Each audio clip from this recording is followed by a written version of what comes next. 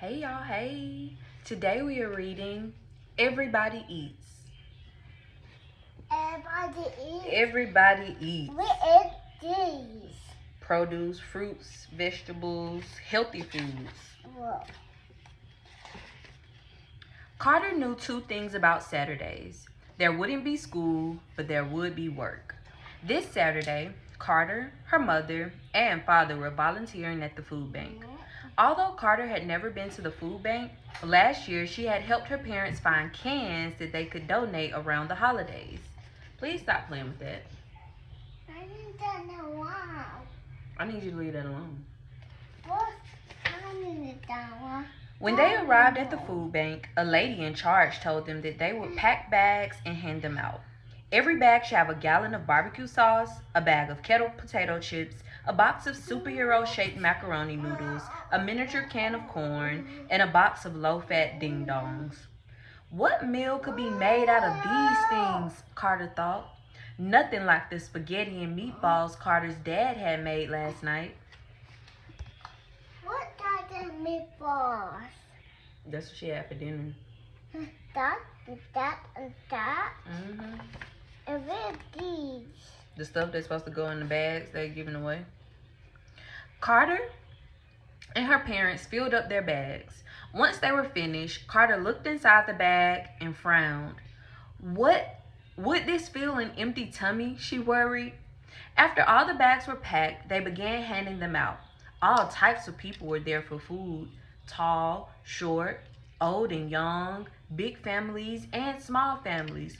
All different races were at the food bank. Carter guessed that the only thing everyone had in common was that they were hungry. Mommy, Please don't put that around your neck. I get it out. Let it go. I get it out.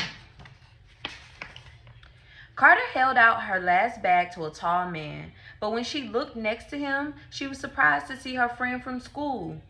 "Emma?" Carter exclaimed. Her friend stared back, just as surprised.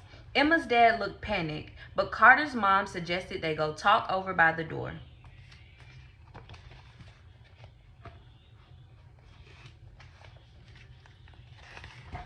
Emma looked down. She was embarrassed. "My dad lost his job, and my mom has trouble supporting all four of us. Sometimes we need help." "I understand, Emma. I promise not to tell anyone if you don't want me to," Carter said. Emma gave her a big hug and told Carter, "Thank you." Emma took her bag and waved goodbye to Carter from the door. Mommy, Yes? don't let me get up. I thought you came here to listen to the story. I am. On the way back home, Carter sat in the back seat. She tried to come up with a solution for how to help Emma. "Maybe I could give Emma all my lunches, or her family could come live with us. We have plenty of food." Carter's mom and dad shared a look. "Carter, you need to eat lunch too," her dad said. "So you can grow big and strong," her dad continued. "And Emma's family has their own home they want to live in," her mom added. "Then what can I do?" Carter asked, feeling very small and so sad. Carter's parents shared another look.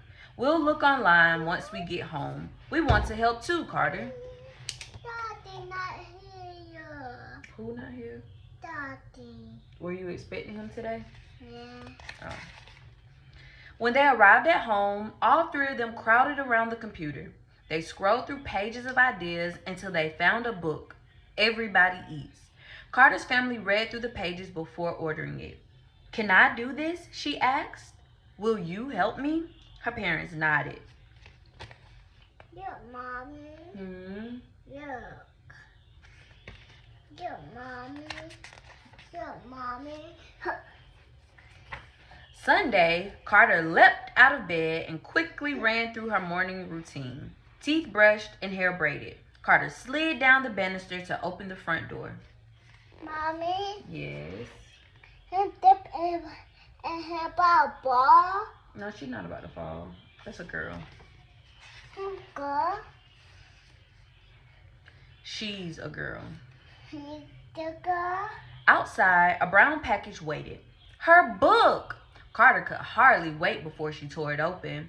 Carter turned through the pages before pulling a notebook out of her backpack.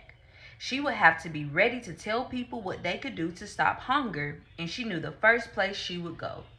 To the grocery store, Carter cried as her parents trailed behind her. Mommy? In the car on the way there, Carter turned through the pages of her book Mommy? until they arrived. Mommy? Yes. Did them go back to them hotel? Yep, they're going to come back to their home. Why? That's where they stay. That do them. Once inside, Carter made her way toward Manager Pete, who had been at the store as long as Carter's family had shopped there. "Hi, Mr. Pete," Carter said. "Well, hey there, Carter," Pete replied. "What's on the agenda today? Cookie dough? Pie crust?" Carter shook her head. "Not today. I actually have a question for you." Pete smiled. "Sure, I'll help any way I can." "What happens to the food that nobody buys?" Carter asked. "Well, we donate what we can, but sometimes we have to send it to the dump," he responded. "Even if the food hasn't gone bad?" Carter asked. Pete paused. He looked a little surprised by her question. "Yes. What if instead of throwing that delicious food away, you gave it to a charity for feeding the hungry?" Pete's eyes got so wide they could have been dinner plates. "Well, we'd love to, Carter, but if we gave them the food, we might get sued." Mommy, you better not hurt my eye. I better not hurt your eyes. No. So why can't you sit on the side of me then? Mommy? Mommy? That's not true, Mr. Pete. See here? Carter opened her book. It says right here that under the Good Samaritan Act of 1996, that if you donate your food in good faith, you can't get sued. Mr. Pete pulled down his glasses and read the pages over her shoulder. When he finished, he had a big smile. "I had no idea." "Will you talk to your boss about helping with food waste, Mr. Pete?" Carter asked, doing her best puppy dog eyes. "There's no need for that sad look. We'd love to help. I'll talk to the owner right away." And with that, Mr. Pete disappeared into the back room. A bike. You saw the man riding on that bike? Motorcycle. "I have to get ready to go to one more place," Carter said. "Back to school." Carter had never been to Principal Nor's office, but on Monday morning, she arrived with a notebook filled with the facts she had learned from her book. Hand. Hands. No hand. How many hands is that? 9. No, 1, 2. 1, 2. 1. An hour before the first bell, she stood outside the office. "You can do it, Carter. We know you can," her mom said. Carter's mom and dad each took one of her hands. Together, they went inside the principal's office. Mommy, Yes. did you butter? Yes. Why did you butter? Principal Norris sat at her desk going through huge stacks of paper. But when she saw Carter, she sat up straight. "Carter," she said in her deep voice, "I've heard that you wanted to meet with me." "Yes, ma'am." Carter took a deep breath and pulled out her notebook. "I wanted to ask you what you do with the food that doesn't get cooked for lunch. Or what happens to the food that isn't eaten at those fancy buffets?" Principal Nor raised one pointy eyebrow. "We dispose of it, of course." Hand. Cairo, please. My eyes.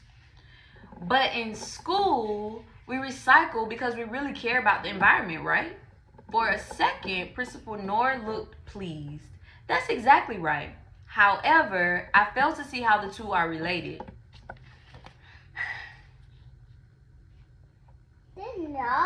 These are food.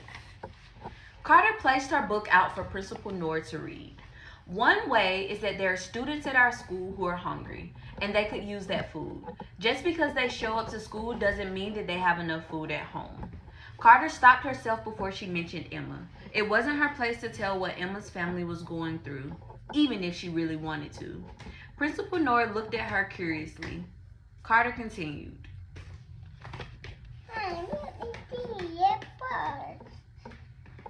get it.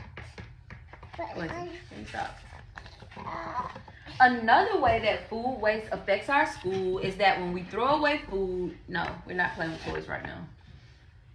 We send it to the dump. At the dump, it rots and releases a methane gas that is terrible for the environment. Carter finished. Principal Nora looked concerned. Thank you for bringing this to my attention. Carter nodded. Hopefully that someone who cared about the environment as much as Principal Nora would help somehow. What are you doing, son? I want eyes. Emma stood up and opened the door. When she stepped through, she bumped into someone. I do not know why I said Emma. Did I say Emma?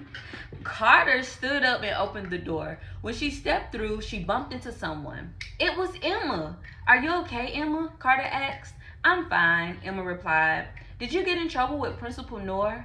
No, I'm telling people in our community about food waste and trying to convince them to donate food so everybody eats. Is this because you saw us at the food bank? Emma asked. She looked embarrassed again. Sort of, Carter said. It's because no one should go to bed hungry. If I can help, I'm going to. Please stop. Fire in the jungle.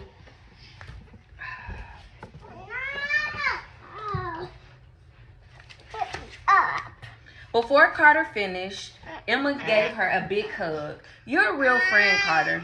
Carter hugged her back only to hear the dinging of the first bell. Emma waved goodbye, heading to class. Child, please be still. Carter felt herself be lifted up on her dad's shoulders while her mom clapped for her. We're so proud of you, Carter. You're not just a good friend to Emma, you're a good friend to all the hungry people in our community. I can only imagine what you will do in the future, Carter's mom said. Mommy, let me go. What? I need stronger. I have an idea about what I'll do next, Carter said. But you'll have to wait until next Saturday to find out. Mommy? What drew on her face? Huh? The end. Everybody eats.